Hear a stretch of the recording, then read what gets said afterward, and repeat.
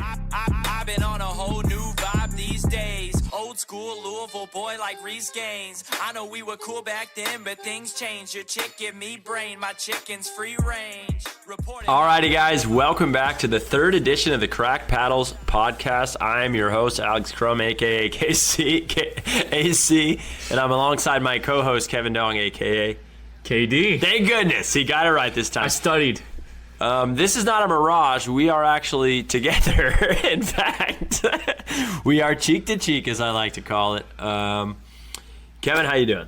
Doing great. I'm fresh off of Moneyball, where I played 6 hours today, so I'm feeling it a little bit. But hey, got the backwards hat on to match you, and we got the energy going. Love it. A little late night Sunday pod. Maybe we're both a little delirious. Yeah, I'm obviously back home in Louisville. I'm still dealing a little bit with the situation with my mother. She's doing fine. She is back in the hospital, just kind of a precautionary measure, trying to figure out exactly what's going on. Again, we think it's going to be treatable, just trying to adjust medications, different things like that. So thank you guys for being so loving and supportive throughout this process. But I know she appreciates all the well wishes. So yeah. Hey, one quick thing. The camera's over there. Got it. Okay. Got it. Let's continue. I keep looking at you. Okay, I'll look at the camera. All right, so yeah, tomorrow is a very exciting day. I keep looking at us. Tomorrow is a very exciting day for me. I have the documentary crew coming to town, spending a full 12 hours with me in Louisville, Kentucky. It's going to be a fun-filled day in the life of AC. I'm very excited to see how it all turns out. It's going to end with a studio session. I'm recording my new single tomorrow night. It's a banger. It's a certified bop. You guys are going to be hearing a little bit more about that in the future here. But yeah, I'm super thrilled to have the crew here with me tomorrow. So we'll see how it turns out. Hey, I heard the beat. It's going to be a good one. Oh, Don't worry. And it may or may not be named after a certain top player on tour. I won't get into specifics. It's not a Halle Berry type of song. Think more along the lines of Mo Bamba. This is an anthem. This is a pump-up jam. This is something to get you fired up before you play. I'm super excited to record it. So, yeah, other than that, I mean, we both have the Bourbon Baird Spectacular next week. Kevin and I are playing in a big, the biggest Kentucky pickleball tournament out there. Shout out to the Bonert family and Humana. They really put on a cool event. So, other than that, I've been training. I drilled with you this week. AC made the trek up to Cincinnati this week to get a little early morning drill session. So, hey, this guy's getting better at doubles. He's not going to be just a singles guy or, not a no-name by any means. Not a no-name. Yeah. But, yeah, I really enjoyed it. I mean, I've drilled before, okay? It's not my first time ever drilling, but I definitely like practicing with intention. I find it super engaging just to go out there with a mission and a plan of like specific things I want to work on, and I think that my upside is going to be really high if I can really implement like a strict regimented training routine. So I'm excited to keep drilling and keep getting better, Kevin. Hey, I will say, Coach AC over here put his coaching hat on during that drill sesh, so I know it was a little foreign to him to do the drilling part. But I was trying to work on my returns and trying to experiment with a couple different things, and he was like, dude, just like the move now is like you hit the return and then you move. So the old school way is like hit the return and move through it so you can get to the kitchen line faster. But now the paddles are so hot and powerful and everything, it's like, no, you have to like strike a good return and then get to the kitchen line. So I'm not gonna lie, that helped me this weekend in the Moneyball I just played. So that was good stuff. Props to you. I'm not very good at a lot of things, buddy, but what I'm good at, and cracking returns is one of those things. Yes. So yes, he hits also the biggest returns I've ever seen. Like people say that. People have said I have the biggest return in pickleball. Whether or not that's true or not, that's up for you to decide. Biggest doubles return by far. Probably. I'm nuking balls. Anyway, yeah, we have a very, very, very special guest. So every week we're going to try to bring on special people in the world of pickleball, kind of pick their brains a little bit, ask them questions that might make them feel a little bit uncomfortable. Me in particular. Kevin will keep it in pocket most of the time. I will be out of pocket most of the time. So we have a very special guest. We just wrapped our interview with Tanner Tomassi, a.k.a. Tanner Pickleball, one of the biggest content creators in the world of pickleball. He's a fascinating cat, that guy. Good friend of ours, and I've spent a lot of time with him. He's young, but he's sharp. He's a big thinker, and he's had a lot of success as an entrepreneur at such an early age. So there are a lot of gems in there. Some things I think that will make you laugh. Some things that I think will make you think, which is a good thing. So I think that's all we got, Kev. I mean, I'm excited to kind of, after this documentary shoot, to kind of put my head down and get working, and look forward to this doubles tournament next week. What about you? Yeah, dude, the Moneyball coming up. You said you are playing mixed doubles now? I am playing mixed doubles now, yeah. Hopefully we'll get an ACKD showdown revisited. Yeah, let's hope so. The last couple of ACKD showdowns haven't gone so well for old Uncle AC. But I'm playing with some random chica from Oregon. I don't know. You find the birds from the Pacific Northwest, they're always tough. You ever seen Twilight? They're always a little bit they're always a little bit tough. They're always a little sad, which I think can be good on a pickleball court. I need a little bit of that angsty energy. And then, a little Bella Swan. And then one more thing. Tanner Pickleball, if you only watch Tanner's pickleball content, there is so much more lore behind this man. So this interview is going to open your mind to all the Tanner lore out there. I will say, this is our first time doing this pod in person together, so there are a little bit of technical difficulties in terms of like camera angle. This is much better than what you're going to see in a moment, but hopefully you enjoy it anyway. All right, guys, thanks so much for following along. Again, we're going to get more into a little bit of a regimented routine as we learn and grow and operate as a pod, but we appreciate you guys following along with us so far. Right. And here's the interview with Tanner. I've been on a whole new vibe these days. Old school Louisville boy like Reese Gaines. I know we were cool back then, but things change. Your chick give me brain, my chicken's free range. Reporting live from the 5. Alrighty, guys, now it is time for an incredibly special segment. Every week going forward, our intention is to bring you an exciting, insightful guest, and our first guest is none other than a great friend of ours, Mr. Tanner Tomassi, Monsieur Pickleball. How are you, sir? I'm good. How's it going? I'm excited to be on here. It's going great. We're thrilled to have you. I will mention we did record this already, but due to some technical difficulties, we are doing this again. So hopefully we can be as authentic and as funny as we were in the first episode, but I have faith in this trio. Tanner looks a little bit less sunburnt than the last time we saw him on camera, but can you share a little bit about where you were and what you were doing? Yeah, this past week I actually took a trip to Peru, Chicama, Peru, and I was alongside Brandon Lane and Hayden Patriquin. We went on like a little side quest there, like a surf trip for a week, and it was really neat. By the end of the trip, well, with the waves, it's the longest left wave in the world. So you're riding the wave for like over a minute, which is cool. And then toward the end of it, we got brought into like a military base and like played pickleball like on Peruvian. Oh yeah, I saw that. I didn't even. Yeah, in front of like if there's probably like 200 people there. It was crazy. I didn't even have shoes. I just played in like running shoes. It was bad. Yeah. Dude, you don't play in shoes in Peru. That's what you gotta go do. barefoot. Barefoot. Was that planned, or you guys just stumbled into that? So the guy that like coordinated the trip, Brandon Lane's dad, like has some connections there, and there was like Lane Senior. Insane Lane Senior, and there was like a guy that liked pickleball, and like he said like 20 people were gonna be there. Could we do like a little exhibition? And then it turned into like a massive like thing. It was cool. Hey, they heard Tanner Pickleball was there, and they just flocked it over there. Let's go. That was it. How do you say Tanner Pickleball in Spanish? Anyway, I have a question for you just about the trip. So obviously there's a lot of culture differences in Peru as opposed to here. I've never been to Latin America. That's like one part of the world that I have not visited. What would you say was the biggest like principal difference or culture shock in Peru versus here? I know you've been to a few Latin American countries, but just in general. The crazy thing that happens there, I think, is like nobody's like really in a rush ever to do anything, especially with like the meals. Like when you're eating dinner, everything it's basically in like people's homes. Like the storefronts are in their homes and they cook like out of their kitchen. So right. Like to get the food takes super long, to order takes super long, but like to get the check is like unbelievably long. Like you have to go up and ask for it. Like they don't come and like check on you like they do in the US, which is kind of funny. Right. Interesting. Well, I mean that's kind of cool. Very authentic, I would imagine. Cool, kind of like a family family experience. Yeah, I can relate to not being in a hurry to do anything though.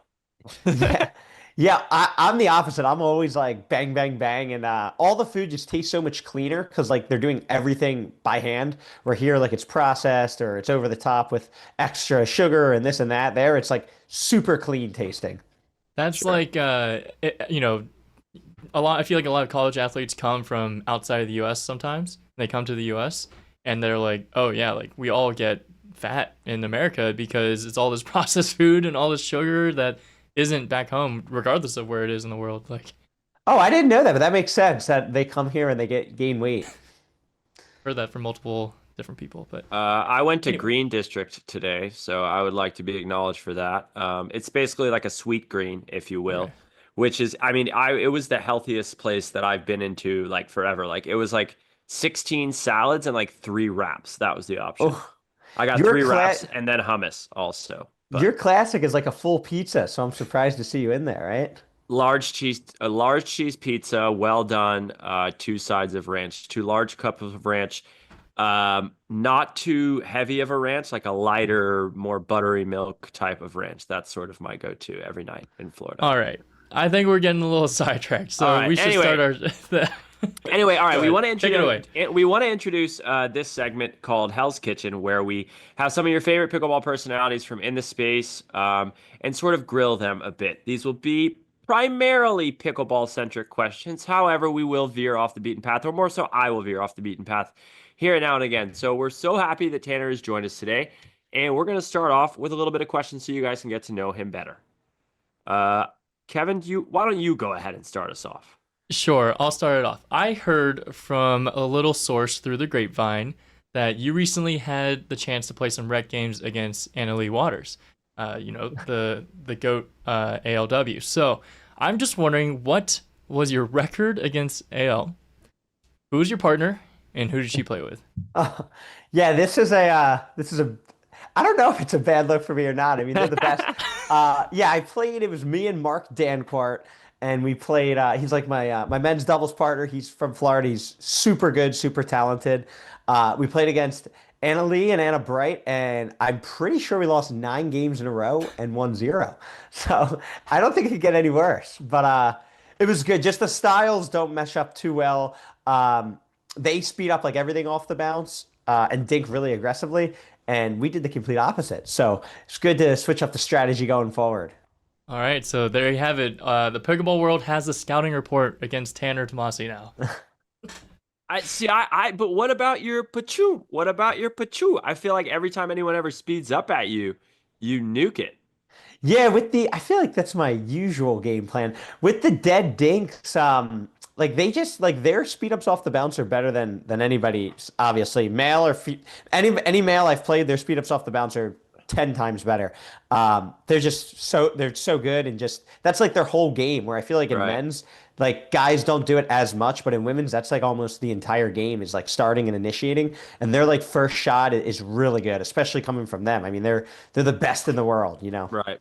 Right. That makes sense. You'll bounce back. I have faith. That's the plan. All right. Moving on to my question, Mr. Pickleball. So why won't you play doubles with me in a professional competition despite the fact that we won the only money ball we ever played in together? A couple of nice wins Wow. as well. Undefeated.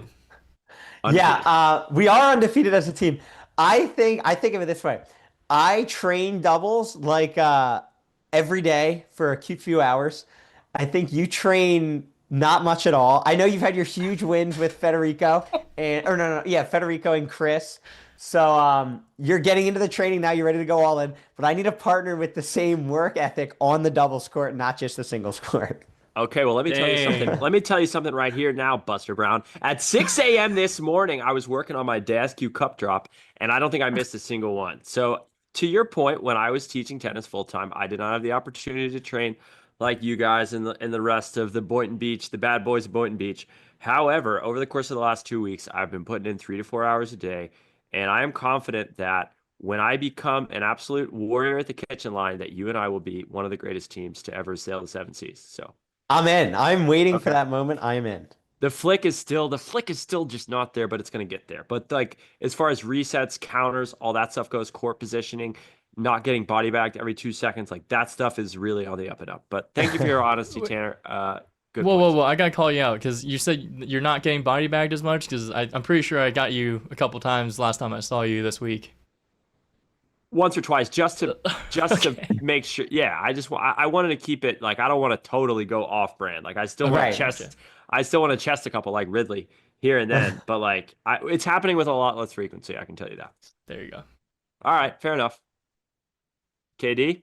All right, Tanner. So a lot of people know you as Tanner Pickleball, but I did a little digging, and I know that there's a little bit more to this entity that is Tanner. So I'm going to ask you what your DUPR equivalent rating is in some of your past endeavors. So that includes, we're going to go rapid fire: paintball, Fortnite, and real estate. Oh, I like it. Okay. My DUPR equivalent in my past lives. Okay. I'll start off And with, what is it now in pickleball? Just to go ahead and get the street cred up there. I think in pickleball, I think I'm like a 5'9". Oh, we got Tito Understatement. Machado coming on Sunday, so I'll make sure he's the CEO of DUPR. I'll make sure we pick his brain a little bit, try to get you bumped to like. Yeah, In I my think mind, you're like a 6'2", 6'3". I love it. I think the issue is just since the APPs don't go into DUPR. Oh, right. Yeah. I think we would all probably be a tad higher. But yeah, I'll get back to the question. So in my past life, I played paintball. I was big into that, like how we all are hooked on pickleball. That's how I was on paintball, like times 1,000, just loving it, wanting to be a pro, wanting to pursue it. The issue is like it's very hard to train often. The field is an hour away. You have to have air. You have to have paintballs. Like it's expensive. It's hard. You got to there's not many people that do it, so it's a little difficult. I'd say my paintball DUPR. Let's see if I'm a 5'8" in 5'9" in pickleball. I'd say I'm probably about like a 5. I'd say like a 5'5". Like I was like a not a pro, but like I was better than the average Joe by a lot. Dude, that's pretty sick. Like that does not sound like an easy thing to do. So it seems like it'd be really intense, both in terms of like the training that you can do and also the actual competition. Yeah, I played the highest level I played at was I played one professional tournament in Australia. I actually went to Australia for 4 days. I spent more time traveling than I did actually there. But the level is just way different. Like overseas, similar to pickleball, like the level drops off a little bit just because they're not exposed to the same level as frequently. I was over there and it was cool. I was able to like almost dominate in the pros, just because the level that I played here was higher than their pro there. Dude, that's impressive. The Yeah, and paintball then, king of Australia. Let's go. And then Cool title. I'll go to my realtor DUPR. Before pickleball, I was a realtor, and I actually did like 60-second videos. I think my Instagram's like still up. I think it's Tanner_realtor. The issue was like with my pickleball videos, I like know what I'm talking about, and like if I say something wrong or if I see somebody doing something wrong, like I can call BS because I'm actively training, trying to become a pro. I'm figuring out what's right and wrong. As a realtor, I had no clue. I was trying to fake it till I made it. I did videos, cold called for like 8 months. I sold one house, and it was to my parents. That's sick. So it was very bad. I'd say I'm like a -3 DUPR in the real estate realm. My Fortnite DUPR, I played that. I streamed that competitively as well during the pandemic. I'd say that I was high. I'd say like similar to my pickleball. I'd say like a 6.0, like a low level pro for sure. I played that religiously. So would you like literally drill like everything, all the skills in Fortnite? I did for like maybe like a few months, but that completely took the fun out of it. So I kind of focused more on like being a personality in Fortnite, but I just played so much that I just was like pretty good for the average player. Dang. Dude was drilling Fortnite, just like sitting there, like sniping for like hours. Yeah, bad. Waste of time. He's playing skinny singles on Fortnite. Hey, jack I of all love it. trades over here. I know, it's fascinating to me. To piggyback on that a little bit, also I want to say the last time I played paintball was like 10 years ago. I got shot in the neck and then just decided, you know what? It was like 35 degrees and I'm like, I'm never doing this ever again. Like straight in the trachea. Yeah, I actually have a mark on my neck from like 6 years ago still from getting shot like point blank. And that's when I was like, this game, every time you play it, you're guaranteed to feel like immense pain. Like I do not want to, like, do I really want to do this for much longer? You know? Dude, point blank, man. I feel like that could kill you if it hit the wrong spot. I'd way rather be hit by a pickleball. Yeah. No kidding. All right, so just to piggyback up on that a little bit, you've been a very successful Fortnite streamer and a pickleball content creator. What has been more lucrative, and also what is more enjoyable? I feel like I know the answer to that, but go ahead. I like that question.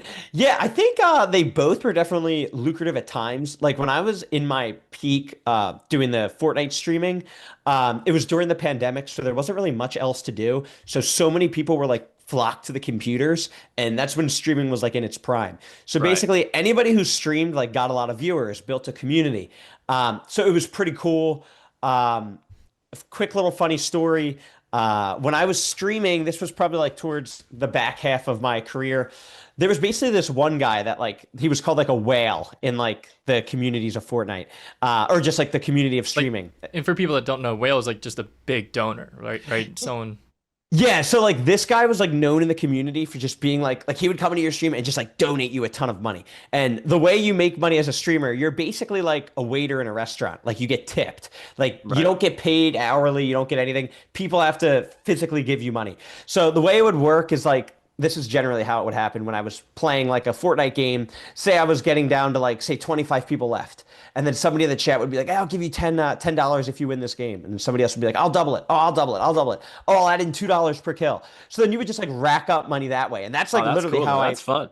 Yeah, it was fun. But then when I died, I'd want to like Gah! break my monitor. Chick-fil-A. But basically, this guy in the community joined my stream. And like when I saw his name pop up on my other monitor, I was like, oh my gosh, like this is the guy that like gives away like thousands of dollars. Like this could be my day. The first day he joined, he actually donated like $2,000. Just bam, right there. And I was like, holy cow. And then he came back a week later, his name popped up on the screen again. And I was like, oh my gosh, he donated $2,000 before. In 9 minutes, he sent me like $7,400. Like it was an unbelievable. I was so thankful. I didn't know what this guy did for a living, but I'm like, I got to get on the other side of it and do his job so I can give this kind of money away. Right. I heard he was, it might have been Kyle Kazuda. I heard he was a pickleball guy. It might have been Kyle Kazuda in disguise. That Fortnite guy. My question, does anyone know who this guy is? Like in real life? I'm sure some people do, but. Yeah, I don't know in real life. I did hear he had some sort of like charity foundation. So I don't know. It was just like, I don't know if it was sketchy or not. I mean, I was Probably not fine with sketchy, it. dude. Some people just have tons of money and they don't, you know what I mean? So Yeah. that's amazing, dude. Yeah, but then for pickleball, what's really neat about it is it just allows you to go to so many different places and meet so many different people and make all these connections that I think is like better off long term. Like sure, that guy sent that money, it was super cool, but like that was the end of it. It was like it was like a pig. You shoot the pig, you eat the meat, and then you're back to square one. With pickleball, I think these Dude, what a deep analogy. No, I it's love like that, this, like, dude. I think of it this way, like pickleball, it's almost like a dairy farm. Like you can keep like milking the cow by like making connections, going here, going to different countries. The game's growing, making content. Where like Fortnite, when I did that, it was like a slaughterhouse. You I'm like, get all right. you know what I mean, and then you're back to square one. We'll eat the head. We'll make a couple pulled pork sandwiches. See you later, pig. Exactly. All right. And I like that. yeah. Okay. What was more enjoyable though? What's more enjoyable by and large? Yeah, enjoyable. Pickleball. No, by far pickleball by a ton. It's the only job that I think that we can have at our, I guess, stage in our lives where we're all like able to compete and like we have like a fuel behind our daily life. Where when I was a realtor, say I was selling a ton of houses, which I wasn't, and making a ton of money, which I wasn't, but like you still aren't. There's no fulfillment. It's just like you make money, you buy a bigger house, you're keeping up with the Joneses. Like, no, I want fulfillment. That comes from like getting a six-pack in the gym because you can't buy it. That comes from winning a tournament because you can't buy a win, you know? Right. Dude, there's something contagious about pickleball where like for everyone it's so new. Like pickleball as a pro sport isn't really that old. So there's very few people that are like been so established and have everything figured out. So we're just like, you know, as an adult, like I'm 30, you guys are old. AC is definitely over 30. Tanner, I'm 23. Tanner, or Kevin. but like I don't know, a lot of people. It feels like you could go a decade in adulthood without like truly learning new things. You know, if you wanted to. And with pickleball, it just feels like you're constantly learning, and that's like that in itself is fulfilling. Like Forget the results. Obviously, the results are validation, but the process of just day after day grinding and seeing yourself get better, like That's exactly it. that's awesome. Like, I 100%. completely agree. 100%. Kevo, moving on. New question. okay, so going. This is for like all the pickleball nerds. Tanner, obviously you are left-handed, and I've heard you talk a lot about how lefty-righty combos are super powerful, and you live that every single time you step on a court. So just want to know what is so powerful about a lefty-righty team, because we've seen a lot of successful ones, whether it's J-Dub CJ Klinger winning PPA Atlanta recently, Jack Monroe and Will Howells are always at the top of the APP. Even Thomas Yu and Lin Yang, lefty-righty combo that made it from qualifiers all the way to the finals of APP New York recently. So just like, what is so powerful about the lefty-righty? I think there's really two things that stand out the most. The first is the obvious cliche answer that everybody knows of just like being able to shut down the middle. The super effective thing is like, say if the ball is in front of me, I only will cover with my backhand. That's why I have a good backhand counter. I never really need to flip open to my forehand. And the same goes for my partner. If my partner's a righty, obviously, and the ball is in front of him, like a super dead dink that's going to get attacked, he doesn't need to guess either forehand or backhand. He would if he had a righty on his team. But since I'm lefty, he can just sit backhand while I cover the middle, which makes it really hard to attack us if you can do it effectively. Like, for instance, I'm practicing with me and Richard Livernice are playing a bunch together, and we're really just mastering and honing that in, and we're hard to attack as a team because of that. The second not so obvious answer is I think for the opponents, they aren't used to seeing the balls coming into them from the different angles, the different shots that a lefty has because it's their other hand. The unique thing is that you're able to like steal, say, 2, 3, 4 points early in a game by catching the other team off guard, which ultimately could be the difference maker in winning the match or losing the match.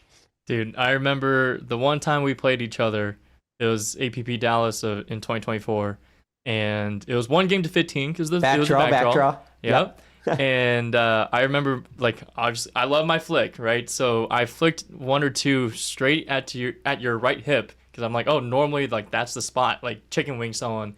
And you were just sitting so hard with a backhand counter and just, like, rocketed at my feet. I'm like, oh, my God, this guy's lefty. Like, and then I did it a second time, and I'm like, this guy's lefty. Like, stop doing that. Like, that's exactly it. That really can get people and frustrate opponents, and it adds up. And I'm lucky every time I step on the court, I have that advantage.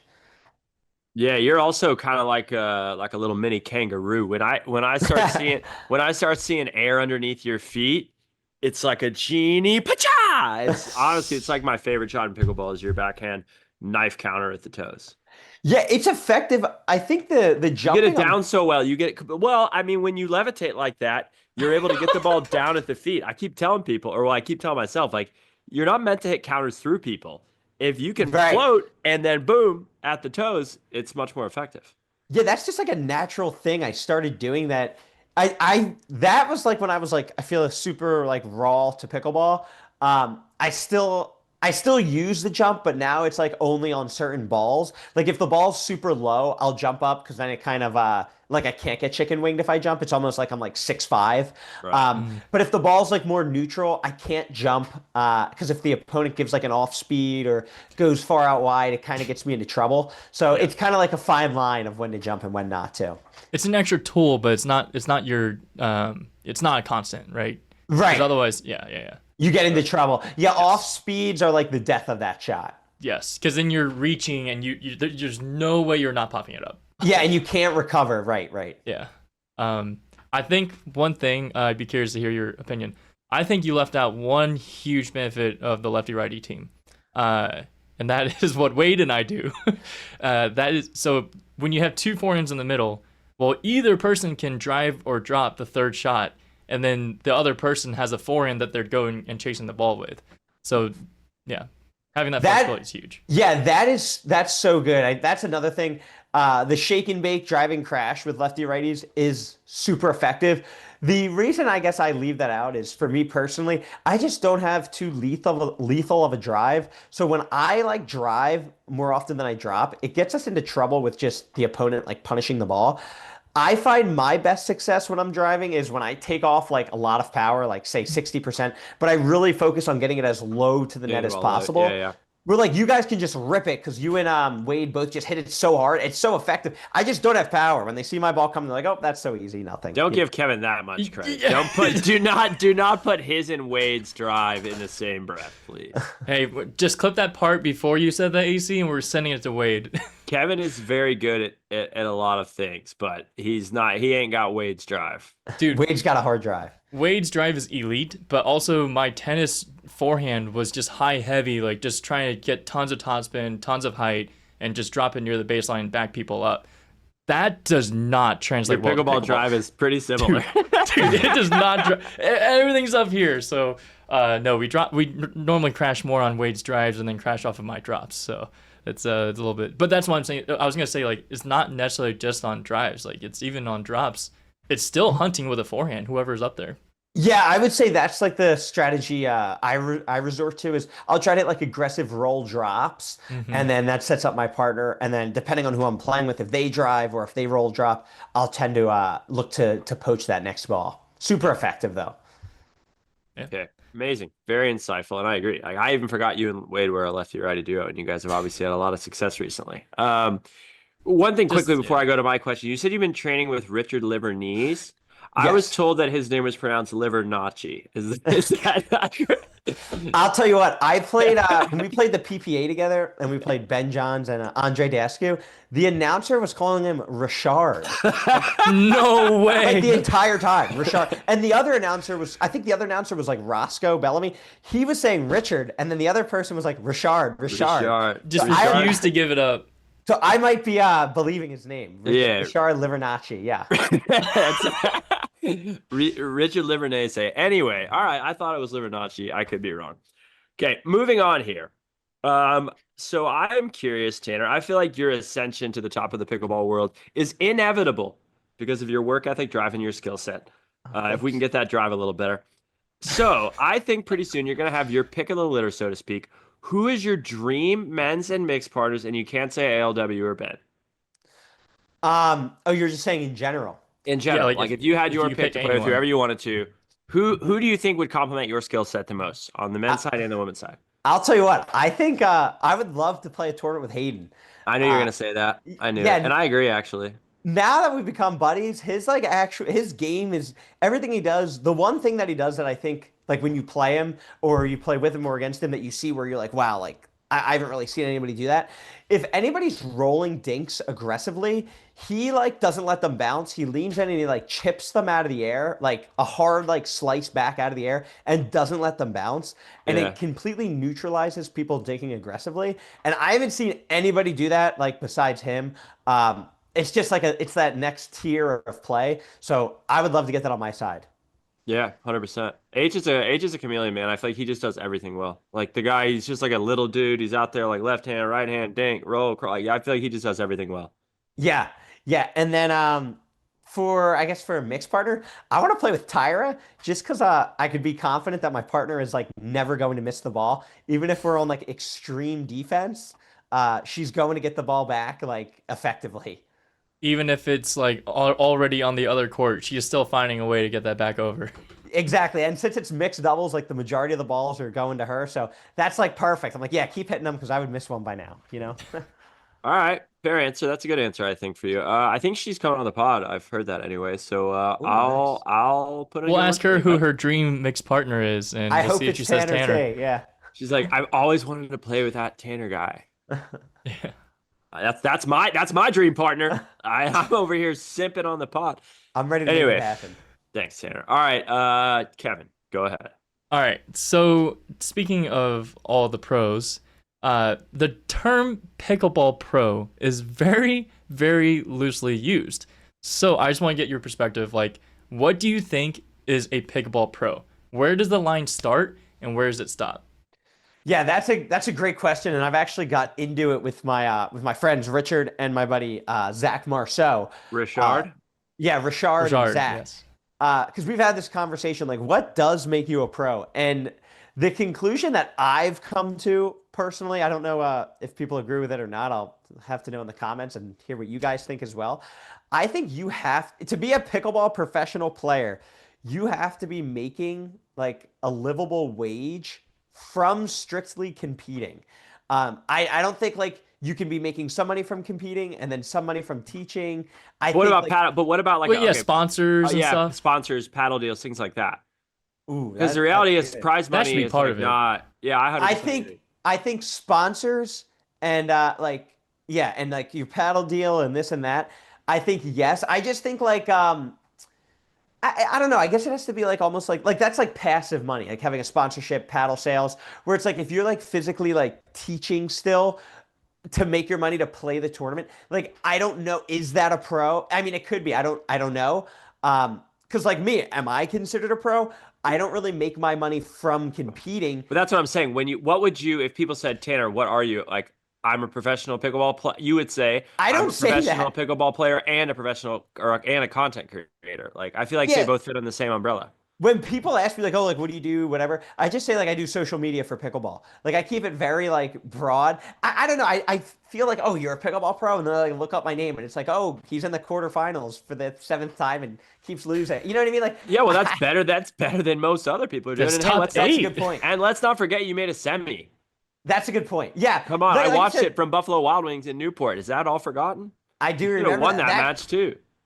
That's the whole thing. Like I don't know. That's like my thought process. Livable wage from competing. What are your guys' takes on it?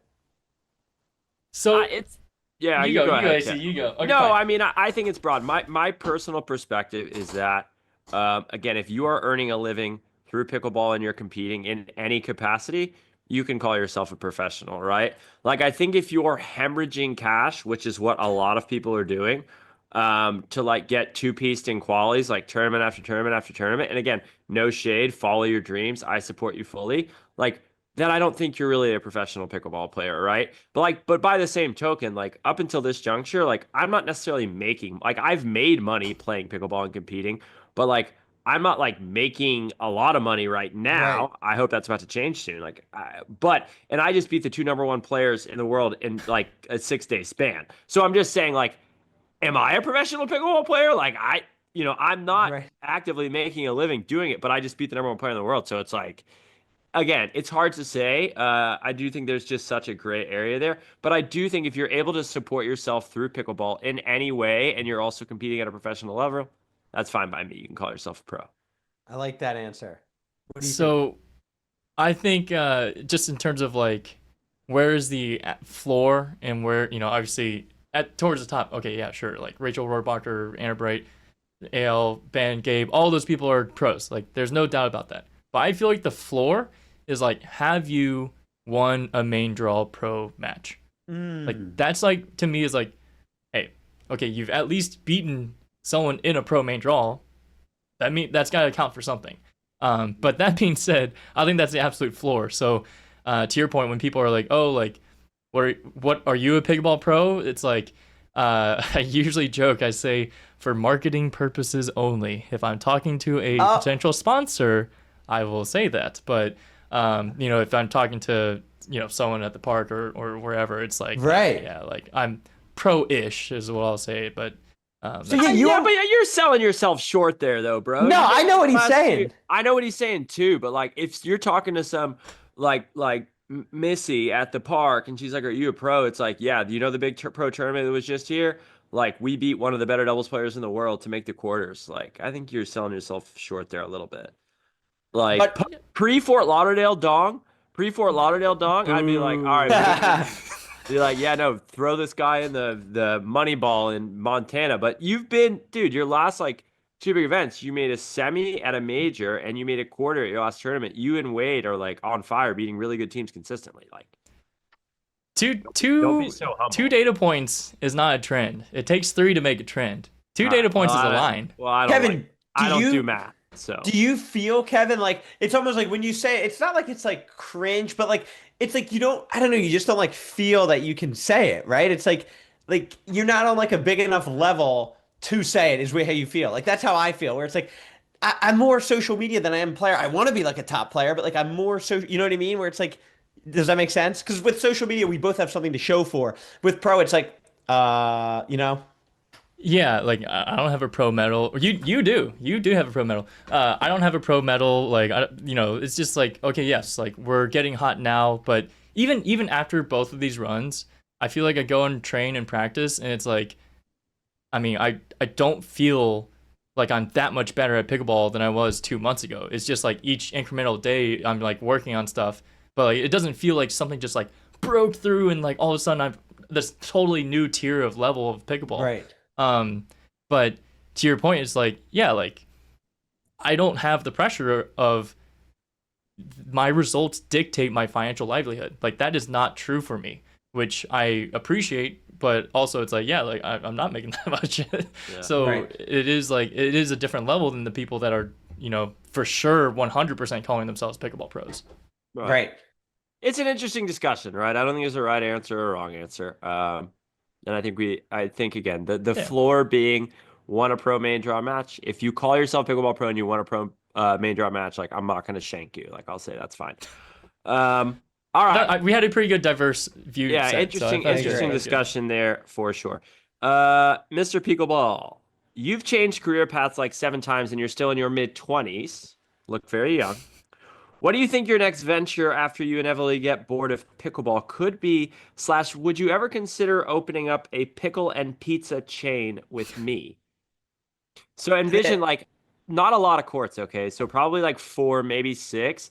And then just like we have like a brick oven, like New York style pizza, like hot and ready pies to go. I like it. I think I'll answer the second half of that question first. Okay. Yes, let's do it. Like, how old are you? 31? Let's say Like 23. 23. Let's say in 5 years, if we both still have no idea what we're doing, that's what we resort to. Me and you, we open up 4 courts and a pizzeria. I'm Pickle in. and pizza. That's Pickle like and pizza. Ted and Robin Okay. in How I Met Your Mother. Like if they're 40 and not married, they'll just get married, right? Yeah. That's exactly what I was thinking. Okay. And then for the first half of that question, would you mind repeating it?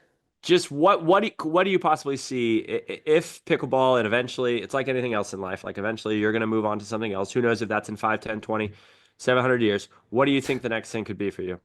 Yeah, I think that's a good question. I think about this a lot. I think that you want to, like, the whole reason why I started content was I moved down to Florida and I wanted to be a pro player. Like I said, I was a realtor. I wasn't making much money. So I was like, I'm just going to try pickleball and see what happens. But to hedge against myself, like not being a successful player, I said, let me create this content. So if, say, I'm really nervous or like in the moment and I miss the shot, whatever, it's like not everything like all of my training and me moving down, like that's all behind the scenes. Like I have to perform in the moment or nothing matters. So I created the content to hedge against myself, basically not being a successful player. And I think one of the most overlooked parts of social media is the connections you make with the people. It like from more successful and older people that want to help you because they see that you're young, you're hustling, you're trying to make it. Whereas like a lot of people that don't know much about social media are really caught up in, oh, how many followers, or how many likes, how many this, how many that. It's really like you being able Speaking to. of which, Yeah, you're growing big. speaking of which, let me check. Let me see. This guy, I thought he was gonna check your following. He's checking his own. 300 in the last since we hopped on here. Anyway, just kidding. Actually, Yeah. Go ahead. No. What you're saying is like brilliant and true. So. no, that's it. It's just like I'm trying to just position myself where through the content, through the pickleball, through me playing internationally, that during this course of this pickleball life, in the meantime, I can meet or find somebody that basically is older, that sees something in me, that has a company or something, and wants me to be a part of it. Basically, I want to make connections through this whole pickleball life, through the content, through the courts in person, or through the tournaments in person, Right. and just have a connection set up. So when it's time to move on, I'm basically not scrambling back to square one. You'll have I know plenty for of me, options. like, yeah, that's my biggest fear is basically just like not just basically like not having somewhere to go. I think if you can position yourself right, like basically like if you're a waiter, you can become a waiter in like some like a, or for instance with you, Alex, you're teaching tennis, but you're in like a pristine country club where everybody's like ultra wealthy billionaires. You're in proximity to that, so you're meeting those people. It's the same thing. Why would I go teach at just like a random local park to the average Joe when I can position myself to teach in a country club to the billionaires?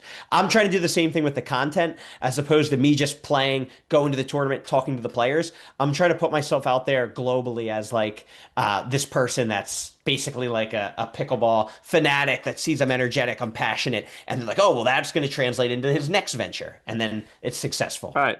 Well, you are energetic and you are passionate and you're hardworking and you've built successful brands in multiple realms. So I think that's pretty evident. And yeah, I mean, for me, like, you know, and I think you sort of echo this sentiment, like it's not about dealing with people with money. It's about dealing with people who have been successful, right? Like ultimately, like, you know, you can learn from people who have not been successful by learning what not to do. And then you can also learn from people who have been successful and what their outlook is. What is their work ethic like? What are their schedule likes? How do they think about the world? And so for me, being around people that have been successful, I think you can probably relate to this. Like it just opens your mind up to different ways of thinking, right? So Yeah. To build on top of that, I think like a cheat code to like life is like reading books. When you read a book, you're literally like having a conversation with anybody you want, like say George Washington, whoever. It doesn't matter. You're listening and getting inside of their brain for the entirety of the book and just like bypassing all the BS and only getting like all the gems that they learn to do any skill in the entire world. So I really try to just maximize that. Like Kevin, you're in finances. I tried to read like I've read like all the Rich Dad Poor Dads. There was like 8 of them or something. Just trying to set myself up so like I'm not a fraud when it comes to trying to figure this stuff out. Like I don't have to fake it. Like I truly can understand it. Yeah, like not like your realtor experience. That was a fraud. Yes. Don't buy a house from me. Yes. I've been rereading The Sorcerer's Stone for like a few weeks now, and yeah, it's like I'm talking to Dumbledore every day, which is one of the wisest guys of all time. So that's where I get my knowledge from J.K. Rowling. Just circling back to since AC was counting his own followers, just wanted to put it out there, Tanner, you do have 83,000 subscribers on YouTube and also 109,000 followers on Instagram. So just want to point out that whatever you're doing, whatever you're reading, and whatever you're implementing is clearly working. I appreciate that. I think like my 12-year-old me dream has always been to get like same as you probably, Kevin, get 100K on YouTube because you get that little plaque in the mail. I really want that plaque, and I'm like I'm 83% there. Ooh, you're close. I want to get to that. That's really amazing. a goal. Yeah. Can we get I want a replica plaque so I can have it and sort of toast it to you, my friend, every now and again. But I'll tell you what, right now at this rate, I'm catching you on IG by probably the end of July. So anyway, Kevin, do you have one more? I have one more question for Tanner, but I know we've gone a long time here. Do you have one more, Kev, or are you? Yeah, I got one more. If we it's up all right, to no, you. we're good. We're good. No, Okay. You want me to ask it, or you're saying we're? Yeah, you go ahead because you started first, and then I'll do my last one. Tanner, this is for all the pickleball nerds and people that are like us, that we just want to get better. You know, what pickleball skill has the biggest gap in level between a 4.0 and a 5.0 level player, and how would you drill it? Ooh, okay. So that ending, how would you drill it, changes things. Because I was gonna say, I think decision making is a really important skill in the sense of like if you're a little worse than somebody, but you make better decisions, I think you're ultimately a better player in the entirety of a match. However, with it being a skill that you can drill, let me think. I would say, especially at the lower levels, 4.0, 4.5, you're going to be like dealing with bangers probably the majority of the time more than drops. So having like a good, I guess, punch volley or just counter, just to kind of deter people from driving at you and force them into like the soft game, which that lower level is weaker at. I'd say that if you can turn somebody off from driving at you by having a hard counter, you are probably going to be in good shape. So how would you drill that? Oh, the way I would drill that is This is honestly like the best drill. It's actually from Hayden. He's the one who showed it to me. Super easy, but really good. Serve, return, third, like you're unstacking. This is like ultimate to handle drives. So you serve the ball, I return it, I run cross court like we're stacking, and then you have to drive the ball at me basically while I'm on the move. That is like a great bang for your buck drill that like you will see progress in immediately. Just do like 20 reps of that and switch rolls and then switch rolls again, keep going 20 reps, or like. Yeah, I would say like probably like if you do 10, you're good. 10 each, you're probably good for the day. Not too much. The second drill is just like you guys in front of each other. This is the cheat code to fast hands. Feed your partner a dead dink. They have to speed it up. You play it out. That's how you get fast hands 101. If you do that, you'll be good. Fast hands. Alex, you need to take notes on that. Buddy, you wait, Tanner. Just you wait till you see these fast hands. I'm telling you, I'm sitting, I'm sliding, every time. This one instead of there, I'm telling you, I'm coming here, I'm punching right at the feet. That's it. You know what? Be careful what you guys wish for, is what I'm going to say. I'm going to tell a quick story that I bring up all the time. Elmo, you guys familiar with Elmo? I am. Yeah. Okay, so there's an episode of Elmo where Elmo's like, I wish it were Christmas every day. That was his wish. And then something happened overnight, and guess what? It was Christmas every day. So for the first 5 days, Elmo was thrilled about it, and it was amazing. And by like the 8th day, he hated Christmas. All of this to say, be careful what you wish for, because when I have counters, unless you're on my team, I'm going to be very dangerous.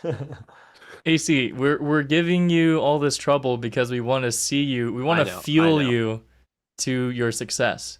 And exactly. I also have a quick story time.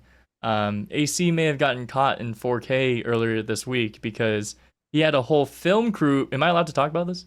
Oh yeah, no, you are. Okay. I was confused there. I was like, is there something I don't know about? But okay, he had a whole film crew following him around, and we were playing some doubles games. So with the most professional camera I've ever seen pointed right at him, I was speeding up right at him and getting him right in the right hip, right in the chest, like. So, it's all about like I wanted the videographers to sort of capture like me, like they always play the montage, right? Like when you see the movie, like he's in the gym, he can barely do 2 push-ups. Like in my head, I was like, all right, let Kevin bag me like 15 times, so then they can like flash forward to like PPA Masters next year, and I'm just like duk duk duk duk duk duk. That's exactly it. That's sort of this will be the starter clip. yes, and that's my defense. I love that. You're already setting up for the full story. Right. The rise and fall of Pickleball Paul. I can't wait to see it on Amazon Prime though. I don't think it's going to be. I don't think that's where it's going to be. I think it's going to live somewhere else. So, for the record, I don't know yet. It's all up in the air. It could live a plethora of places, but we don't know. We don't know where it's going to live, so I can't say that for sure where it's going to live. Anyway, the crew is absolutely lovely. I had a blast doing it. I can't wait for you guys to see how it turns out. My last question for you, Tanner. I don't need to look. If you were a dog breed, what dog breed do you think you would be? I'm trying to think. I feel like the obvious answer. I know what I would think for you, but go ahead. What would you pick for me? I think like a short-haired schnauzer. Like you're very intelligent. You have a kind of like the wiry kind of curly hair, and you're just kind of cerebral. Like you're very well thought out. Like you never see schnauzers like getting hit by cars. You know what I mean? Like when's the last time you saw a schnauzer get mowed down by a truck? Never. That's a good So point. to me, you're a schnauzer. Yeah, I was gonna say I need to have like the pit bull mentality on the court, but I don't think I have that pit bull Don't blame mentality. yourself. Kevin, What? what do you think you would be? Me? Yeah. Dude, I don't know. Maybe a golden retriever. Honestly, I'm pretty simple.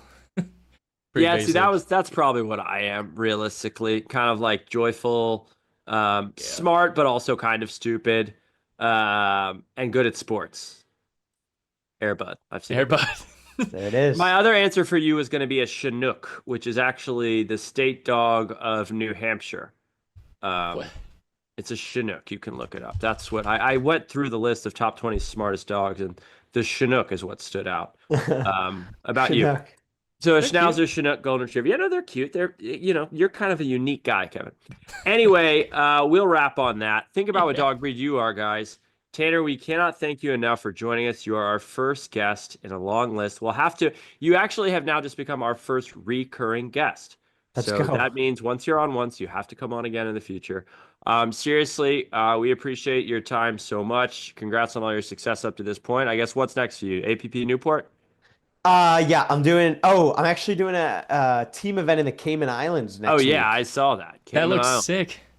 Yeah, I don't know what to expect, but I'm gonna try my best and hopefully be the winning team. I don't know if there's prizes or not, but I just love competing, so I'm really excited. Then Newport, yep. Let's hope your Cayman team did better than the Chennai Super Champs. No shit. Chennai Super Champs are gonna get it next year. This year was not their year. Shout out to the Super Champs. The only person I literally tried to get like a jersey from all of my friends in India. The only person who gave me a jersey was Jack Foster, and I have my Bangalore Jawans jersey in that room right there. I want a Chennai Super Champs jersey. I will get you a Chennai Super Champs. Okay. Thank you, Tanner. Kevin, you got anything else? We got a money ball this weekend, you and me. In Kentucky, the Bourbon Barrel Spectacular. I'm excited to play some doubles. Is that the one Riley Bonner's parents are doing? It is the one Riley Bonner's parents. Oh yeah, I was supposed to do it, but it was too much travel from Peru to Cayman, so I'm like, I'm not gonna do it. Yeah. You would have been the king of Louisville after a weekend with me. It's a real shame, but maybe next time. Yep. All right, T. Well, thanks so much again, buddy. We appreciate your insights, and I hope everybody else enjoyed it. Thanks, guys. All right, arrivederci. Thanks for coming on. So that's not a little bored. That sucks. Life's tough. Last thing I need is more stuff. It's true. I need a little more time with you and more rose with my lunch. One piece of mind. Sometimes you